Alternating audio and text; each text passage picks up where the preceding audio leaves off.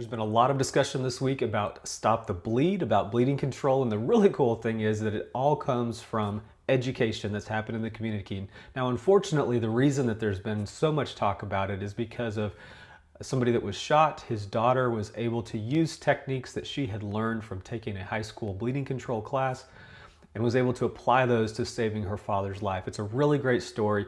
Make sure that you check out the entire clip of it in the description below. I'm going to play just a really brief portion right now.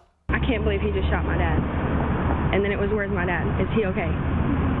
And then I had to find whatever I could to stop his bleeding. Remembering lessons she learned in high school, Jordan may have saved her father's life.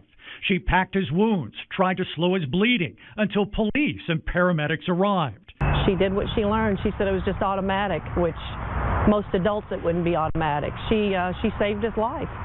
In 10 years, Butler High School health teacher Mary Wurst has instructed over 1,000 students in Stop the Bleed techniques.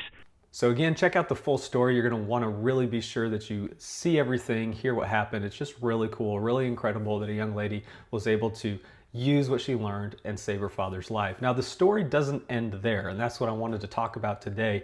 The story actually continues on with you.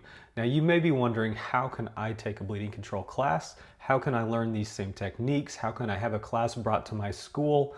Or if you're a healthcare provider, you may think, how can I teach a class like this? Where do I even get started? Well, all of those questions can be answered by saying this.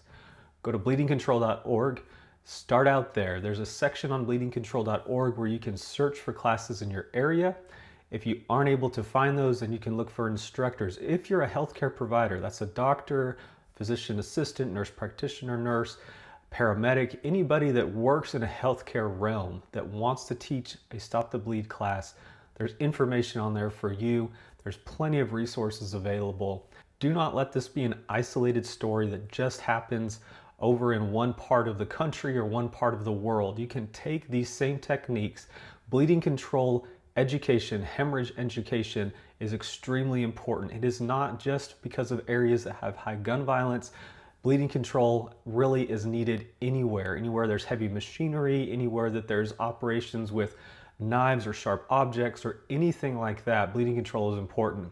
You'll see a lot of facilities now have bleeding control kits close to where they keep AEDs. Automated external defibrillation has become a standard in the community, and being able to have the education and the tools to assist with and to stop bleeding is a major thing that needs to happen all across the country and across the world. So don't let it be a nice story. Don't let it be just a heartwarming story, although it is, but let it be something that impacts you, that makes you say, I want to change, I want to learn these techniques, or I want to teach these techniques in my community. Thanks for watching.